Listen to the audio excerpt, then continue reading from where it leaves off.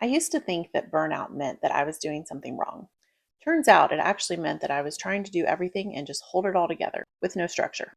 A lot of homeschool moms are not actually lazy, they're just overloaded and they don't know how to structure things properly. That was me, constantly behind, constantly exhausted, and still wondering if I was doing enough. But I didn't need a whole overhaul. I just needed a system of tiny shifts. Habits that took less than 10 minutes a day, but completely changed the tone of our home. These are the 10 micro habits that ended my homeschool burnout and rebuilt my homeschool from the ground up. Let's get into it. Step one, a night reset. So, burnout often begins the day before it starts because you're waking up already behind. And this one was really the biggest key for me. When I do this, my next day goes so well. When I don't do this, it feels like I'm catching up all day long. Every night before bed, I do four things. Number one, prep breakfast. Number two, preload my ingredients for my morning smoothie. Number three, check math and make sure the kids understand what they did wrong. Number four, make sure that the homeschool table is ready to go. Now, let me just talk about this for a minute. So, the reason why it's important for us to prep breakfast is we rarely use cereal. We might use it once a week, um, but I prefer a hot breakfast for the kids. So, oatmeal, it takes a long time. Eggs and toast, it doesn't take quite as long, but it still takes time.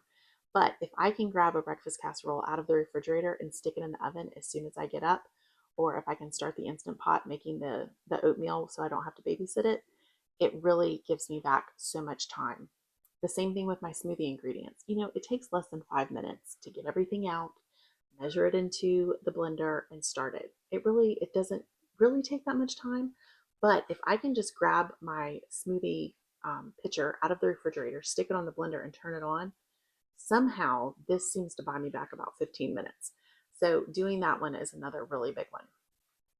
Checking math, this should be obvious. I like to have my kids working on math first thing in the morning. So if I haven't checked the math yet, then I delay everything. I'm the bottleneck. So getting it checked the night before and making sure that they understand what they did wrong is really important. And the fourth one, just making sure that the table's reset. Nobody wants to walk into the homeschool room with a messy table. It just kind of makes you a little grumpy. So if you can smooth that way, it's going to make things so much better. All of these things all together barely take any time, but it makes a huge difference the next morning. So that 10-minute nighttime routine, it makes me feel like I'm already in motion when I wake up. No more scrambling and no more chaos before coffee. Just 10 minutes and my entire morning feels lighter. Step two, in the grading guilt, check math daily. Okay, so unchecked math equals learning gaps, which leads to power struggles and a whole pile of work that you end up resenting. I used to let it stack up and then I was 5 lessons behind times however many children. And that I'm not going to sit down and get caught up on that. So I don't know how my kids are actually doing. Now I check math daily and require corrections that same day. It's fast, it's consistent, and it keeps us moving forward. Step number three, set a non-negotiable start time. It doesn't matter what time you start. What really matters is that you're consistent. When we started at a different time every day, the entire day felt like a fight. Now we start at the same time every single day and it creates a rhythm. And rhythm kills resistance. Step number four, put the phone away during lessons. Your attention sets the whole emotional tone for your home. When I kept my phone or my laptop nearby, the kids could tell when I was not present. So now I just put it away. No phone, no buzzing, no dinging for hours. The difference in peace is dramatic. Step five, start and dry one load of laundry by lunch. So this is not about laundry. This is actually about mental margin. One load of laundry, started before breakfast, dried before lunch. That's it. No more piles, no more resistance. You know how having a laundry room full of dirty clothes can drag you down. It's time to stop that. Step six, begin the day with Christian studies. We start math, but that's not me leading the math charge. I'm getting breakfast on the table and then we sit down to the table. I've already had my breakfast. So we sit there and we do our Christian studies. Now, in our house, we read the proverb of the day. There's 31 proverbs. There's 30 to 31 days of every month. So we read whatever proverb coincides with the day. Then we do our Christian studies lesson. We use the Memoria Press curriculum for this. And I do the drill questions with the kids. It's a great way of building a super strong biblical literacy with your kids. And then after that, we go through catechism questions. So this whole process can take anywhere from, it rarely takes 20 minutes. It can take 30 to 45 minutes usually, but this is a solid way to make sure that you are starting every morning. If you're a Christian and you're homeschooling your kids, chances are it's because you want your children to have a Christian education. Well, just being in your home getting an education doesn't make it a Christian education. You actually have to work at this, and it takes time. What do you do every single day? You have breakfast, or your kids have breakfast, right? So this is really the perfect time to do this. You have all of your kids around the breakfast table, working on the same thing together, memorizing the same things together.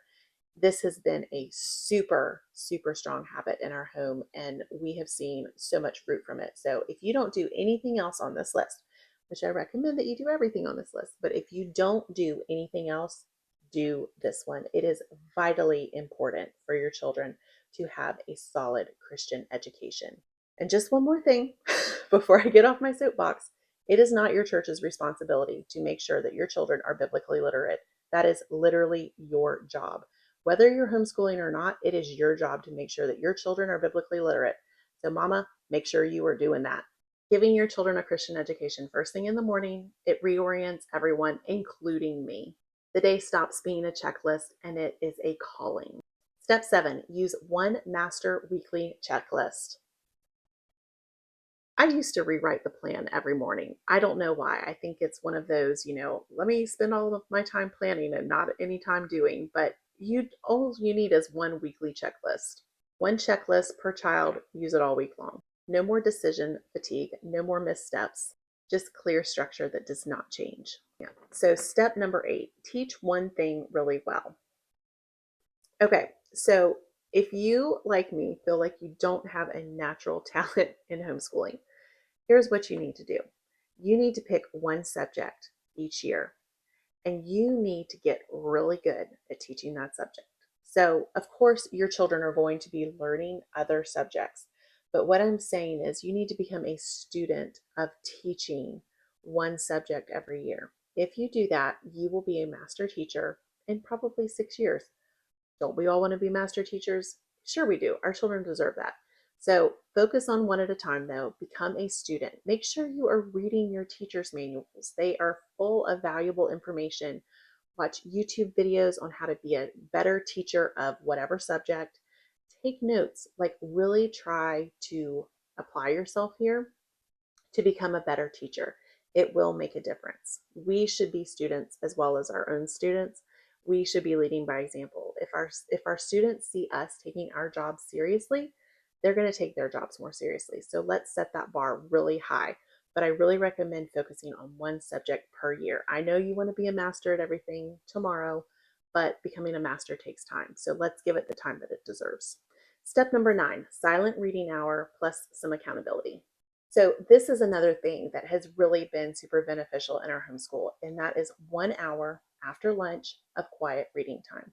So I gather the kids in my living room, this room that I'm sitting in right now. I sit in this chair, they sit on the couches, and they start reading their book. Now, they have a shelf of books where they can choose books from, or some of the kids are doing their literature reading at this time, but it's a full hour of quiet reading. They're reading by themselves. I am usually checking math or I'm working on my business, but I'm sitting here in the same room with them so that they can't get away with anything.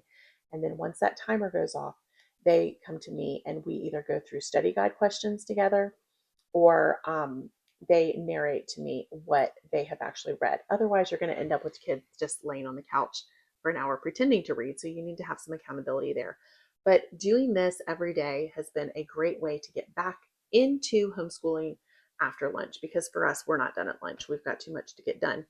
So this has been an excellent way for us to ease back into the day, get some extra reading done. It gives me time to do the admin stuff that I need to do, like, checking the math or checking tests, grading quizzes, things like that. Sometimes I can even do quiet reading myself. That's rare, but it is still a nice time to reset. Step 10, end the day with beauty. Okay, so this one, this is going to change your life if you let it. End the day with beauty. So in our house, we use real dishes. I use cloth napkins. I light candles at dinner time, unscented taper candles on the table. It is, a special thing. I try to have fresh flowers on the table. I don't always have something blooming in the garden. Sometimes I'll pick up flowers at the grocery store, but little ways to end the day with beauty, it goes a long way. So this is not about impressing anyone. It is about creating a sense of blessing at the end of the day. Beauty isn't optional, it's restorative. So none of these habits are complicated, but when stacked together, they are transformative. They pulled me out of burnout by rebuilding rhythm, restoring peace, and reminding me of why I'm doing this in the first place. Just start with one. Don't try to overhaul your whole life in a weekend. Just pick one habit and do it consistently. And if you're ready for a full structure with guidance on how to rebuild your homeschool from the ground up, you'll find everything you need inside the Homeschool Rescue Plan. The link is below in the description box. You've got this, and I'll see you in the next video.